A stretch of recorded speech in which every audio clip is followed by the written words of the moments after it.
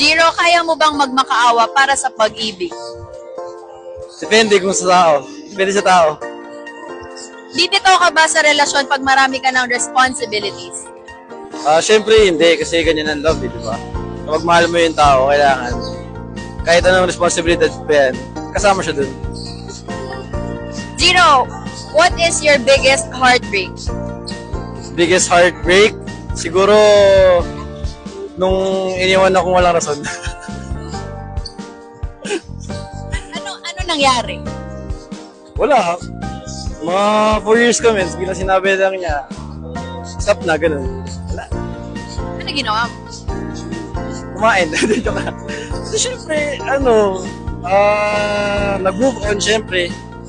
Sa pamamagitan ng aral lang, tapos training, ganun. Self-love, yeah. Iiwas ka ba pag